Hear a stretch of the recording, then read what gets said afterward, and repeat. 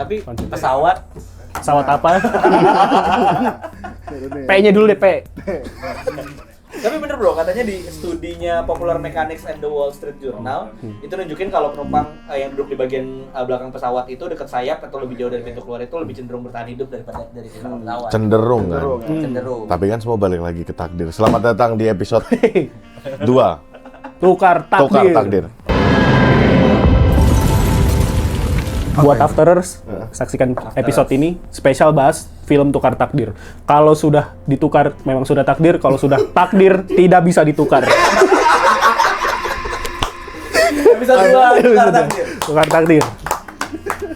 Tayang hari ini tanggal 2 Betul. Oktober 2000. Iya. Fresh banget. Tayang hari ini, kita nonton hari ini, di syuting hari ini juga. Nanti hari ini pakai time code sini. Nah, Kita nonton di mana? Kita selalu sebutin kita nonton di mana. Kita nonton di Gandaria City, Gandaria City 1845, 1845, Studio 3, Studio 3, Row G.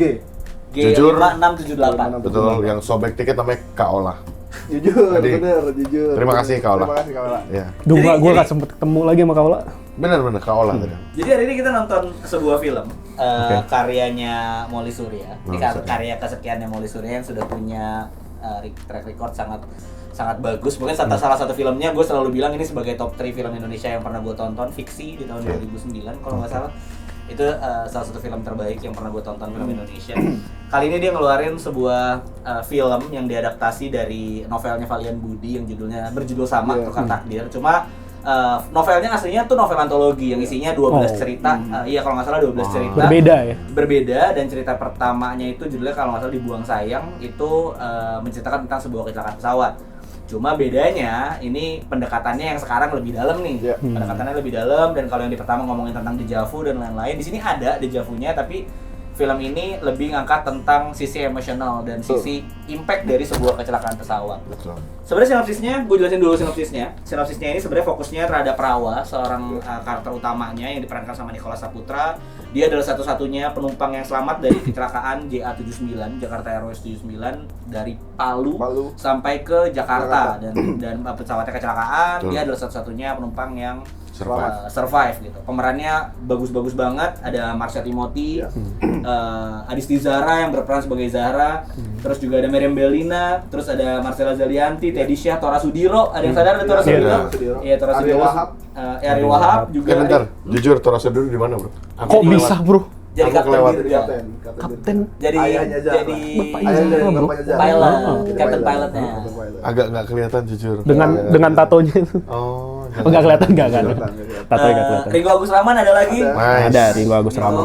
Dan itu juga salah satu yang kita juga lumayan kaget ya. Iya, Kita mungkin ini lucunya kita sadarnya pas di telepon tiba-tiba Suaranya suara siapa ya? Kayak ini? kenal ya, kayak akrab suaranya. Iya, ternyata Ringo Agus Rahman. Ringo Gitu. Agus Dan Rahman. banyak lagi pemain-pemain yang keren-keren di yang sebenarnya sudah punya punya nama. record bagus banget di dunia perfilman Indonesia. Intinya gitu, filmnya bercerita tentang sisi emosional, filmnya bercerita tentang sebenarnya apa sih impactnya kalau misalnya lu selamat dari sebuah kecelakaan pesawat. Betul. Sebenarnya itu beruntung nggak sih gitu. Mungkin gue lebih Apalagi lu satu-satunya orang yang selamat kan. iya, satu-satunya orang yang selamat gitu di antara semuanya yang meninggal gitu ya.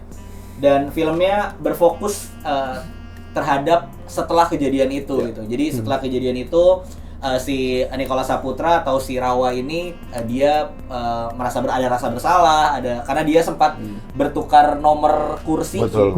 Dan orang yang dia tukar nomornya meninggal, dan istrinya tuh meminta pertanggungjawaban dia lah intinya. Ceritanya tentang kayak gitu. Ada yang mau lu bahas dulu nggak di awal tentang sinopsisnya? Jujur gue tertarik banget sama sinopsisnya sebenarnya, karena sebenarnya air crash film tuh menurut gue menarik. Karena gue ngebayangin pasti syutingnya akan sulit karena syuting di pesawat. Dan gue selalu suka ngelihat shoot dari luar pesawat. Dan walaupun di film ini agak kurang, tapi efek-efeknya tapi masih bisa diterima. Ya mungkin nggak sebagus Hollywood lah ya. Tapi masih oke sih menurut gue. Itu dari premis sih gue tertarik banget. Lu berharap banyak sama premisnya sebenarnya, karena premisnya lumayan kuat, kecelakaan pesawat nih gitu kan. Gitu. Kalau dari lu lah? Gue setuju juga sih, karena menurut gue syuting di bandara tuh another level of kesulitan ya menurut gue. Kayak tadi bener-bener pakai kalau gua nggak salah ya, itu pakai Bandara Soekarno-Hatta kayaknya.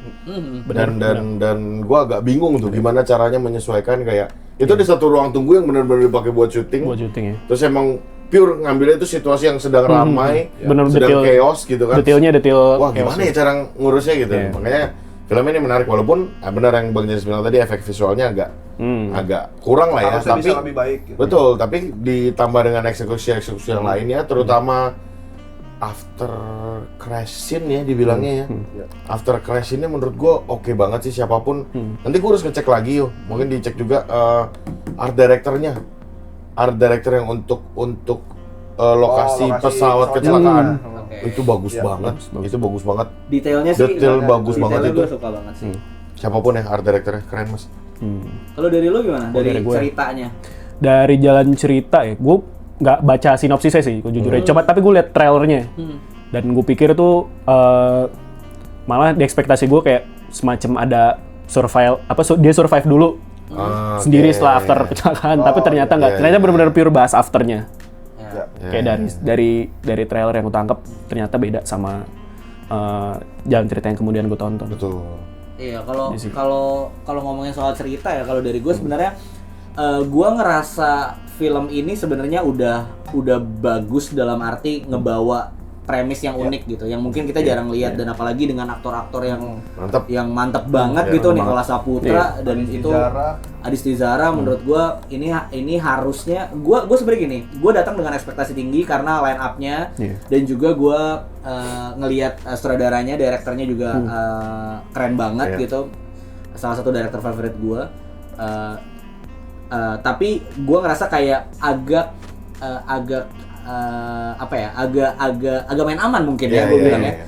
Kayak gitu. Tapi anyway, ini film yang sebenarnya secara premis, secara detail, ini film yang cukup layak buat ditonton sih menurut gue. Kita masuk ke plusnya. Apa sih kelebihan film ini di mata lo? Gue mulai dari lo dulu, Derek. Kelebihan ya. Kalau tadi gue punya catatan itu sih, pertama di detail ya. Banyak di detail di tempat itu, kayak contoh lah di rumah sakit. Itu detailnya menurut gue bagus banget, kayak dari ada orang yang lagi ngantri, ada orang lagi buru-buru, ada orang nggak kaku banget gitu loh. Itu detailnya. Contoh di rumah sakit lah. Kecuali yang gue tadi punya catatan, kecuali detail yang di pas dia ada adegan di diskotik atau di bar itu tadi loh. Itu yang agak terlalu agak terlalu tapi sisanya tuh bener-bener ngedetail banget, kayak lo mau natural banget ya. Tapi anyway, fun fact-nya Mbak Molly Surya itu gue suka banget dengan permainan spot sempitnya dia gitu. Spot sempit. Kayak di fiksi itu cerdas banget permainan spot sempitnya tuh, gue suka banget, dan ini kerasa juga sebenarnya di dalam beberapa scene. Gue ngerasain kayak Molly Surya bermain dengan signature style-nya dia, dengan permainan ya ruang-ruang sempit yang kayak lorong dan lain-lain gitu tuh bagus banget. Itu sih yang jadi sorotan. Detail kayak gitu menurut gue suka banget sih. Kalau gua suka gimana film ini tuh bisa bikin penontonnya tuh terbawa di emosinya. Jadi ikut ngerasain emosi yang dikeluarkan oleh pemain-pemainnya karena kan balik lagi nih cerita tentang after kecelakaan pesawat dan bagaimana keluarga korban menghadapi situasinya. Dan itu gue rasa, ini dapat banget. Gue pun ngerasa sedih, ngerasa simpati, ngerasa empati gitu. Jadinya gue ikut kebayangin kalau itu terjadi di gue, amit-amit, jangan mudah-mudahan nggak kejadian. Dan gue ngerasa gue jadi ikut berempati gitu. Dan ada beberapa shoot lagi-lagi gue suka merhatiin shootnya itu bagus banget. Apalagi ada beberapa scene dia mainin POV dari Benda mati. POV benda mati, benar. POV benda mati. Itu bagus banget. Contohnya yang scene di meja makan. Ya. Itu muter-muternya itu asik banget. Sama di kursi roda di awal-awal. Oh, yang ngobrol ya waktu di meja makan ya. Itu bagus banget. Iya. Kalau dari lu? Gue suka dengan cara film ini memotret lengkap. Kejadiannya cuma satu nih, kecelakaan pesawat. Tapi yang dipotret itu semua sudut pandang, termasuk Airlines, semuanya. Terus tambahan investigator yang gue nggak komplit nyangka lah, paket lengkap banget. Rebecca, Kimberly, siapa namanya? aduh lupa Ya, gue itulah namanya. pokoknya. Pokoknya dia gara-gara dia lah akhirnya ya nanti kita temukan jawabannya gitu. Patricia yang Patricia. Sama gue kalau boleh ada tambahan nih, yang jadi nilai plusnya tadi kayak yang gue sorot banget tuh cara si Rawa ini Rawa Rontek kalau nggak salah. si Rawa buntu si Rawa ini menghadapi survivor lain satu persatu Iya. dengan masing-masing konfliknya. Iya. Tapi ada endingnya pas satu-satu itu di tiap survivor lain gitu. Betul. Kayak contoh tadi yang di awal itu dia ketemu sama Mbak Dita Iya. masih dalam kondisi marah, masih Iya, aja. iya. Tapi kemudian ditutup di tempatnya, bahkan di tempat yang sama di kantin gitu. benar. Dengan posisi Mbak Dita sudah acceptance, sudah Iya, menerima. iya. Itu salah satu contohnya aja. State of grief tadi. Nah, ya itu. 50 Shades of Grey. Bukan. Itulah pokoknya. Itu Dakota Johnson. Oh. Kalau dari gua plus yang kerasa banget menurut gua di film ini adalah directingnya Molly Surya. Itu terasa ada beberapa scene yang menurut gua sangat matang. Kayak tadi yang Jenny sudah bilang, terus set yang pada saat scene flashbacknya si Nicholas Saputra, si Rawa itu merangkak di pesawat itu nice banget menurut gua, dan detail, terus juga expression dan lain-lain gitu. Mungkin salah satu yang gua sangat suka di film ini adalah Adisti Zara sih. Adisti Zara tuh menurut gua Zara itu di film ini dia beda menurut gua. Kayak maksud gua kayak dia main sama Nicholas Saputra, Meriam Bellina, terus sama Marsha Timothy. Yang jadi ibunya siapa ya? Si Marcella Zalianty. Marcella Zalianty. Itu dia bermain dengan aktor-aktor yang Matang. Udah matang banget sekali. Dia bermain dengan perannya yang menurut gue itu tidak sederhana juga. betul. Kita bisa ngerasain kehancuran batin dalam tanda kutipnya. Iya, maksudnya anak di usia dia gitu, kehancuran batinnya kerasa sampai dia melakukan hal-hal yang aneh-aneh gitu. Gue bahkan bisa ngerasain emosi dan perihnya Zara cuma dari lirikan matanya doang gitu. Itu scene yang gue suka banget itu. Iya, Dia nggak perlu ngucap apa-apa. Nggak ngomong apa-apa. Bahkan kayaknya di beberapa scene pertama itu Zara nggak ngomong apa-apa loh. Diam. Dia cuma ngelirik, dia cuma diem, natap. Kadang gue lupa apakah ada break the fourth wall-nya, tapi dia natap gitu kayak, dan lu kerasa banget anjir nih anak yang ditinggal sama bapaknya, pilot yang disalahin sama teman-temannya dan lain-lain gitu. Tajam dan kosong di saat yang bersamaan Iya, sorot matanya tuh. maksud gue itu sorot mata yang mahal sih menurut gue. Iya. Iya lagi. Iya, baru-baru gue Setajam silet. Yes. Itu gue suka banget. Terus juga gue suka banget sama bagaimana film ini menjadikan semua aktornya tuh manusia gitu. Dalam arti perubahan emosinya tuh berasa banget. Dan juga kayak manusia aja gitu, kayak ternyata nih orang nggak, misalnya contoh ini gue nggak mungkin terlalu spoiler gitu, mungkin ada salah satu karakter yang kita mengira di awal itu dia akan cuma mikir tentang keselamatan dirinya sendiri dan lain-lain, ternyata enggak gitu. Terus bagaimana si film ini mengajarkan kita pelan-pelan sampai mungkin gue mikirnya di awal kayak anjir beruntung banget lu dari 100 sekian orang yang kecelakaan pesawat lu doang yang hidup, sampai di akhir gue kayak anjir apa dia yang paling gak beruntung justru gitu karena dia hidup gitu. Kembali. Itu gue suka banget dengan gaya penyampaian itu gitu. At the end mungkin itu garis merah atau benang merah dari film ini gitu sebenarnya. Pesan yang disampaikan tuh itu. Iya, mungkin itu gitu. Kalau dari minusnya, gue dulu kali minusnya. Boleh. Minusnya buat gue sama, yaitu plotnya sih. Plotnya dalam arti pace filmnya, gue rasa kayak film ini agak terlalu buru-buru untuk menyampaikan sesuatu. Mungkin terlalu padat, terlalu dalam, sampai ada beberapa hal yang diangkat yang menurut gue unnecessary malah. Kayak gue nggak tahu apakah memang scene di klub itu seperlu itu, atau memang itu cuma bisa cukup diceritakan dalam mobil aja gitu. Itu terus ada beberapa scene yang menurut gue kayak tiba-tiba jumping aja. Gue berasa masih ada jumping di beberapa hal. Terus ya skrip, gue ngerasa skripnya mungkin ini juga berpengaruh sama plotnya ya. Gue ngerasa masih ada kekurangan di gue masih kurang nyaman menonton film yang mungkin skripnya agak jumping lompat agak berasa lompat gitu. Dan lagi sih main aman sih. Gue berharap film ini menghadirkan sesuatu yang unik, ada plot twistnya gitu. Mungkin film-film pakai investigasi dan lain-lain, kita terakhir nonton ini kali ya, yang Davina Karama ya, apa? Oh, yang remake-nya Iya, remake, iya, itu Dendam Malam Kelam. Dendam Malam Kelam gitu. Maksud gue itu kan Oh, menyebar iya, plot iya, twist dan iya. ketegangan di mana-mana gitu. Film ini menurut Nggak gua ada. berjalan ke arah yang sama, tapi eksekusinya Pendekatannya. pendekatannya agak terlalu lebih main aman gitu. Main Gue aman rasain banget. tuh lebih ke situ sih.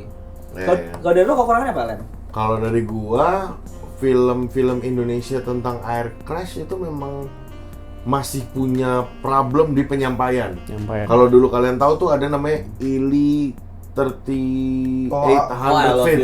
I love you. Iya. Bukan Ili, Mas. Iya. Iya, I love you. Ya Ili, I love you. Oke, Sorry. nggak apa-apa. Itulah pokoknya.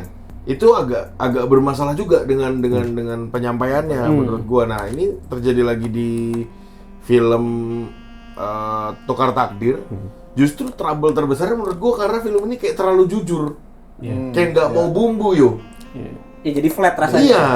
Padahal bisa banyak banget Iya, iya. kesempatan untuk nih film dibumbuin gitu. Misalnya contoh. Balado. Misalnya ketika Jagung bakar.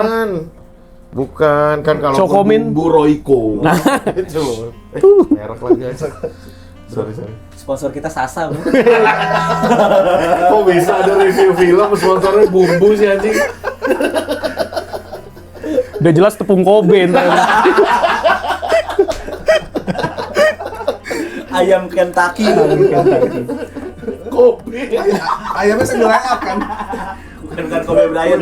Ayam bisa ambil apa ini? Kobe Bryant. Sampai mana tadi ya? Sampai Kobe Bryant ini. Sampai Royco. Royco.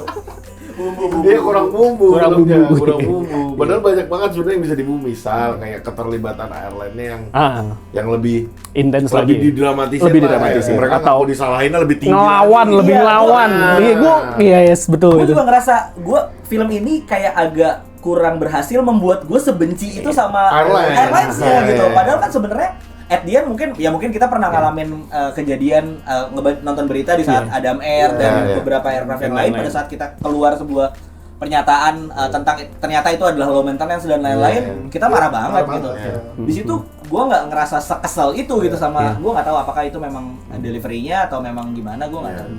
Karena kayak iya banget gitu. Iya. Kayak Terlalu yes man. terlalu yes man juga nih airline gitu kayak rasanya ya. Ya mungkin dijelasin tipis-tipis tapi kayak apa Tipis ya? banget Tipis kan. banget, Padahal bisa dibumbuin tuh mereka ngatur apanya Apa kayak kayak, gitu kan. Misalnya. misalnya. Iya kayak agak kurang manipulatif. Ah, gitu. kurang manipulatif bener.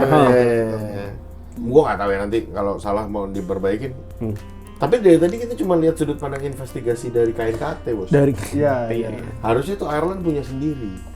dari harus, internal, iya, betul, dari betul. tim internal. Jadi ngadu lah ya. Aduh, ya kan Yang jadi satu seru. memberatkan, yang satu meringankan. Saat KNKT-nya ternyata punya data yang paling valid nih nanti karena dia udah dibantu sama si Patricia. Terus jadi konflik ya di situ ya misalkan. Ah. Ya mohon maaf nih teman-teman agak spoiler dikit lah. Iya.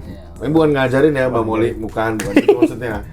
Cuman menurut saya akan lebih bagus. Akan gitu. lebih bagus Iya, enak. apabila- Udah enak filmnya, udah enak. Tapi sebagai tim SAR lu Bukan. Bukan. Bukan, gua kan warga aja yang nge-TikTok. Sebagai agent Traveloka Makanya kalau lo beli Traveloka nih, yang asuransi lo centang semua. Nah, ya benar ada lo. minusnya dari agensi cepat.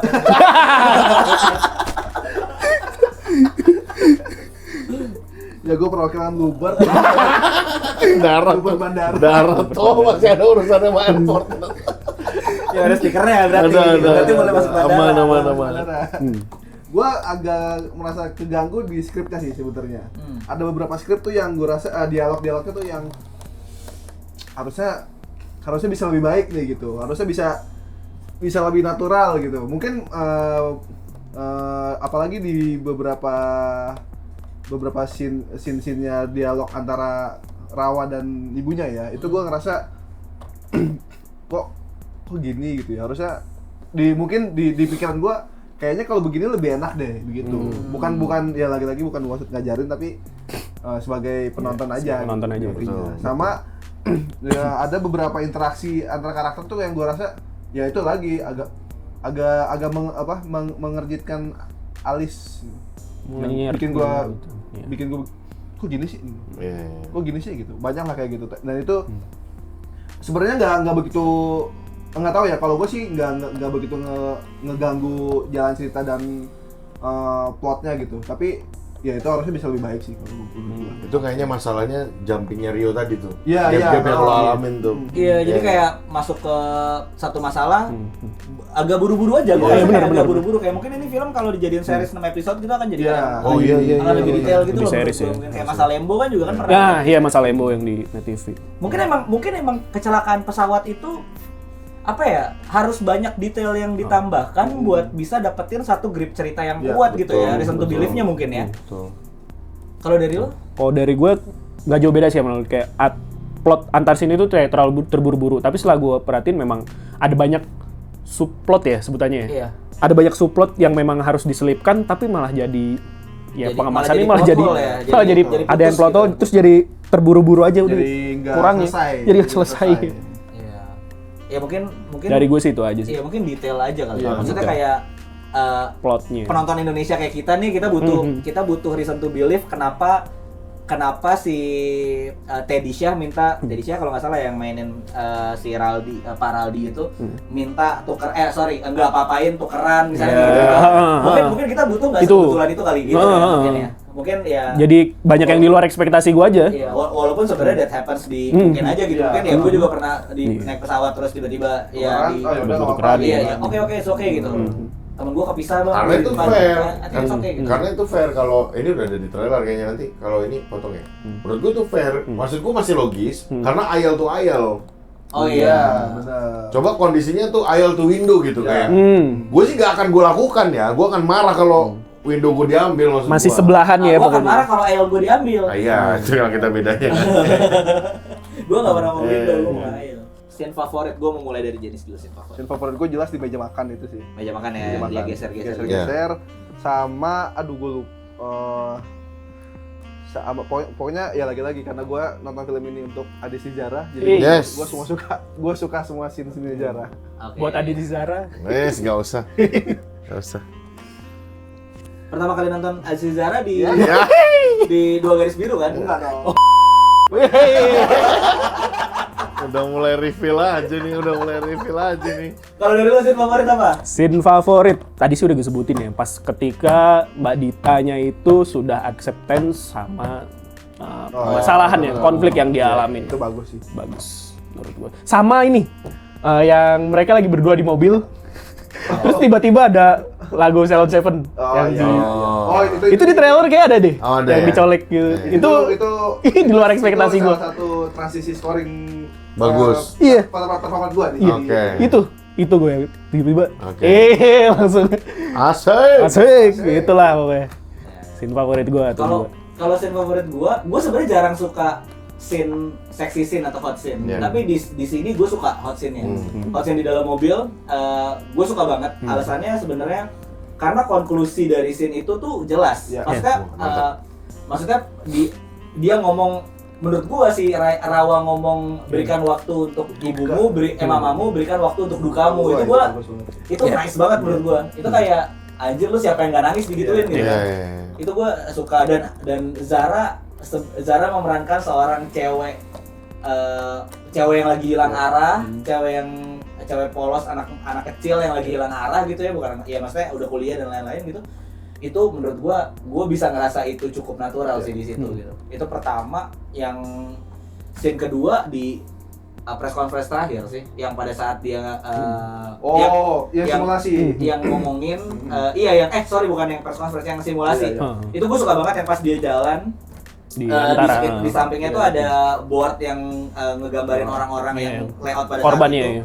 dengan tanda silang di tempat-tempat mereka terluka. Wah, itu dalam banget sih. Iya. Lu ngelewatin itu, dia ngelewatin itu gue bisa merinding pada Iya, saat dia iya. ngelewatin itu gitu. Gua ada 3. yang mana tuh? Satu bukan scene sih sebenarnya. Oh. Tapi lu sadar gak kalau tadi kita nggak dikasih tahu timeline atau waktu sama sekali. Oh, Kita cuma tahu waktu itu dari lukanya Nicholas. iya. Pelan hilang, Iya, pelan pelan hilang. Wah, wah mantep tuh. Keren banget anjing gua bilang kayak. Sisanya nggak ada ya? Sisanya nggak ada, kita nggak dikasih tahu tanggal apa-apa. kayak atau apa Nggak kayak ada. nggak ada. Udah lu cuma ngikutin lukanya Nicholas aja tuh. Iya. Mantap, gua bilang kayak keren Sampai dia banget. bisa jalan, berarti Heeh. kira-kira berapa bulan Iya, ya bisa jalan? iya kan, Iya, iya iya, kan, iya. iya kan. Terus itu satu. Yang kedua tetap sih waktu scene crash sih. Ah, ya. Scene crash tuh, scene survive-nya Nico ya. Iya, iya, iya. Waktu nunggu dijemput, nunggu diselamatin, wah itu the best banget.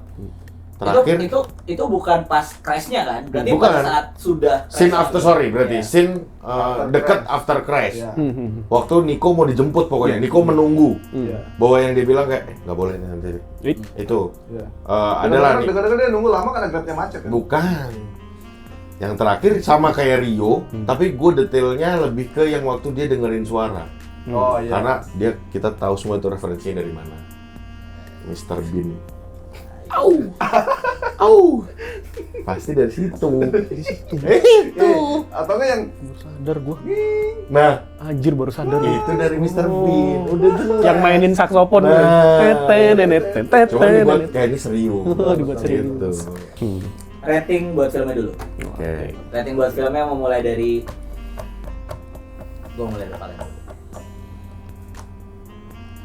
6,5 gua. 6,5 per 10. 6,5 per 10. Kalau dari lu bro? Sama 6,5 per 10. 6,5 Dah, itu gua. gua 7. 7. Masih 7 ya? Masih 7. Karena Zara. Mungkin Udah kalau setengah poin sendiri tuh. kalau bukan Zara sih kayaknya gua akan ngasih 6. Oke. Gua suka banget sama karya-karyanya Mbak Molly Surya, Marlina Pembunuhan dalam 4 Babak, Fiksi, mungkin yang terakhir Perang Kota juga gua merasa itu cukup unik. Tapi buat film yang kali ini gua membawa ekspektasi yang sangat tinggi dan gua sebenarnya berharap film ini bisa memberikan yang lebih. Gua kasih 6 per 10 sih. 6. Gitu, buat film ini. 6 per 10. Terakhir, film ini cocok ditonton buat siapa? Nah, Gue deh. Kalau kalian masih ada di tahap 5 stage of grief dan kira-kira masih butuh jawaban gitu biar bisa nyampe ke tahap acceptance, gue rasa sih harusnya cocok ya nonton film ini. Oke. Gua ngerekomendasiin film ini buat orang yang mencari tontonan baru yang berbeda secara premis, tetap ada serunya, tetap ada tipis-tipis ketegangannya. Tapi film ini adalah film yang menurut gue cukup dinikmati alurnya dengan ringan. Jadi orang yang tidak mencari film, mungkin kalau lu ngomongin aircraft dan lain-lain, ngomongin soal investigasi akan jadi film berat, enggak. Ini film yang lu cukup ikutin alurnya, lu rasain kepedihannya, lu sembuh bareng sama karakter awal. Buat gue itu cocok banget gitu. Masih bisa dibilang popcorn movie lah ya. Popcorn movie, iya menurut gue masih cukup bisa dibilang popcorn movie. Oke. Buat gua kalau kalau episode sebelumnya kita bahas Big Bold Beautiful Journey, kita bilang cocok ditonton pulang kerja. Ini enggak, jangan ya. Jangan, lo tonton ini weekend Pulang padel. atau pulang padel. Pokoknya di hari lo senggang. Dah hari senggang Di ya. hari senggang, terus lo kayak ada gua nggak tahu bener mau ngapain, lo nonton film. Kalau bisa bioskop paling awal ya. Maksudnya? Bioskop Oh, di jam paling awal. Show 1. Di show. So satu. Setengah 7 pagi. Nah, kepagian itu. Tapi kenapa sih XS1 nggak mulai jam 7? Coba deh, pagi coba. Coba sharing sama Celebrity Fitness deh. Ntar ada bundling bubur ayam sama kue pancongnya Dia bilang mallnya belum buka. Jangan alasan kamu. Bundling nasi uduk bubur ayam gitu. Sarapan pagi. Maksud gua kan ada midnight. Iya, kan midnight ada. midnight kan? Kenapa nggak pagi coba? Iya. Tapi kan pernah bro, Avengers kan dulu pernah jam 5 pagi. Film Jam tertentu 5 doang. pagi? Jam 5 dulu Avengers. Jam 4. Jam 4 malah. Iya. Buset. Itu Steve Rogers masih pakai sarung dan Lu bilang itu Thanos udah bangun. Iya. Thanos juga masih buka teralis itu. Sebagai penutup kalau dari lu film ini cocok ditonton Kalau siapa? dari gua, Ini bahaya nih biasanya. untuk episode sebelumnya kan buat orang yang dihantui masa lalu kan. Betul. Kalau untuk di film ini untuk orang-orang yang masih dihantui rasa bersalah dan Siap. sedang mencari cara bagaimana memperbaiki kesalahan-kesalahan. Oke. Sama Oke. saran gua untuk bos-bos pesawat yang Sampai bertemu di episode selanjutnya.